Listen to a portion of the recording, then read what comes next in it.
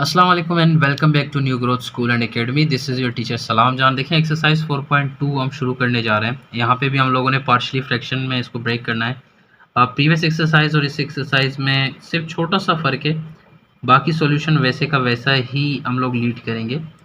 तो यहाँ पे आप लिखोगे 4 डिवाइडेड बाय एक्स प्लस 2 इसका होल स्क्वायर एक्स प्लस 1। तो यहाँ पे हम लोग पार्शली ब्रेक इसको कैसे करते हैं, बस यही चीज़ आप लोगों ने समझना है। बाकी सारा कुछ वैसे का वैसा जो हम लोग पीछे करते आ रहे हैं। जब भी आपके पास पावर आएगा तो आप एक दफ़ा लिख लेंगे x प्लस 2, यहाँ पे पावर 1 आएगा, मतलब एक दफ़ा आप लोगों ने लिख दिया प्लस b। दोबारा सेम चीज़ रिपीट होगी, लेकिन यहाँ पे पावर 2 का इस्तेमाल करेंगे क्योंकि आपके पास 2 आ रहा है। अगर 3 होता तो हम 3 दफ़ा लिख लेते, इस तरह ये चलता रहता। तो c की वैल्यू आपके पास यहाँ पे आ रही है x plus 1। So this is the only difference जो कि हमारा आज का एक्सरसाइज का होगा। तो सारे सवालात ऐसे ही होंगे, तो इसको इक्वेशन नंबर 1 नाम देंगे। आगे बढ़ेंगे।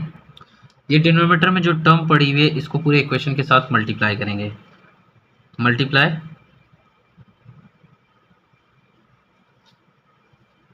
X plus 2 whole square x plus 1 by equation 1।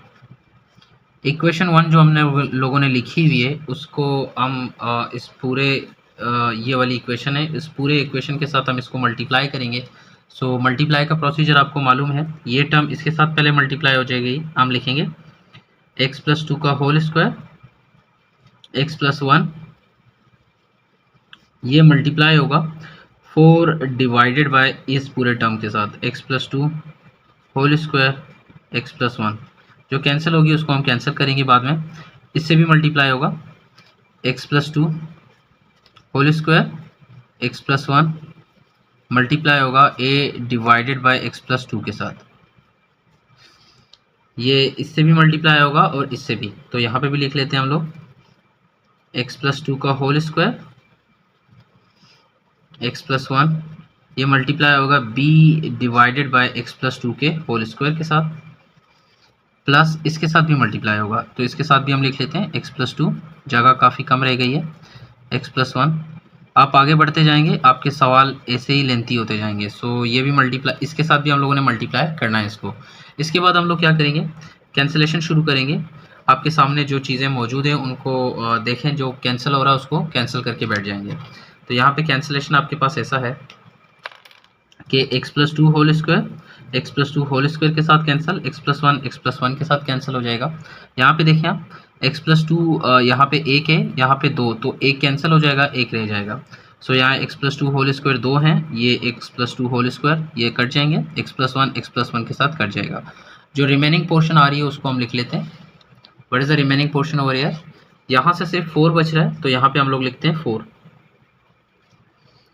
इसके बाद इक्वल साइन आ रहा है, तो यहाँ पे आप इक्वल साइन लगा देंगे। यहाँ पे एक्स प्लस 2 एक्स प्लस 1 आ रहा है, तो यहाँ पे लिखें x plus 2 x plus 1।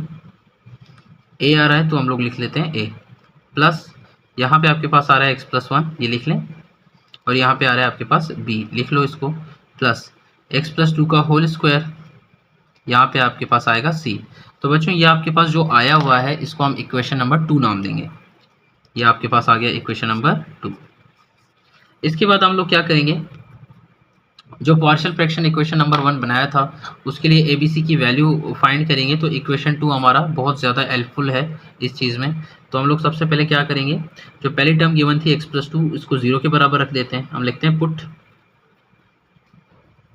X plus 2 equal to 0। X plus 2 को हम 0 के बराबर रखते हैं, प्लस 2 है दूसरी तरफ जाके क्या हो जाएगा -2।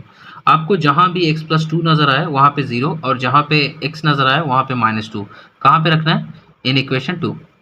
इक्वेशन 2 में ये तमाम टर्म्स हम लोग रखेंगे। यहाँ पे 4 वैसे का वैसा, इसमें कोई चेंज नहीं आएगा, इक्वल टू, यहाँ पे देखें आपको x प्लस 2 नज़र आ रहा है, तो यहाँ पे आप लोग क्या पुट करेंगे 0। यहाँ पे x नज़र आ रहा है, यहाँ पे -2 आ जाएगा। पूरी टर्म पहले देख लें, जहाँ पे x प्लस 2 है वहाँ पे 0। अच्छा x प्लस 1 x की जगह आपके पास आएगा -2, प्लस 1 वैसे का वैसा, यहाँ से b आ जाएगा आपके पास, प्लस यहाँ पे देखें x प्लस 2 होल स्क्वायर आ रहा है, तो x प्लस 2 की जगह हम लोगों ने 0 पुट करना है, तो यहाँ पे आएगा 0 स्क्वायर c। इसको सिंप्लीफाई करेंगे, 4, ये 0 टर्म है, ये सबसे मल्टीप्लाई होगा, जवाब 0 आ जाएगा, plus -2 + 1 it will become -b, plus ये टर्म भी 0, ये हो जाएगा 0। सो 4 = -b, ये इसको आप इस तरह लिख सकते हैं b = -4। सो माइनस दूसरी तरफ चला जाएगा, या पूरे इक्वेशन को हम माइनस के साथ मल्टीप्लाई करेंगे। So you will get the value of b which is -4। अब हम लोगों ने a और c फाइंड करना है। प्यारे बच्चों, हम लोगों ने इक्वेशन 2 को दोबारा लिख दिया, थोड़ी सी मिस्टेक हो गई थी, आपको समझ आएगी इक्वेशन 2 पीछे लिखा हुआ है। सो हम लोग क्या करेंगे, पहले x + 2 को 0 के बराबर रखा था, अब x + 1 को 0 के बराबर रखेंगे। तो हम लिखेंगे पुट x + 1 = 0। x + 1 की जगह आप लोग 0 पुट करें, +1 है दूसरी तरफ जाके ये हो जाएगा -1। कहाँ पे पुट करना है, इन इक्वेशन 2। इन इक्वेशन 2 में आप लोगों ने ये चीज़ रखनी है। अब जहाँ पे x + 1 आएगा वहाँ पे 0, जहाँ पे x आएगा आपने -1 पुट करना है। सो 4 = x + 2 लिखा हुआ है तो आप लोग लिखेंगे -1 + 2। x + 1 की जगह आप 0 पुट करेंगे तो ये आपके पास आ जाएगा कुछ इस तरह। यहाँ पे लिखा हुआ है x + 1, तो x + 1 की जगह आप लोग 0 पुट करेंगे तो यहाँ पे आपके पास आएगा 0। यहाँ पे x + 1 नहीं है, x लिखा हुआ है तो यहाँ पे -1 + 2 इसका होल स्क्वायर, आपके पास c की वैल्यू यहाँ से आ जाएगी।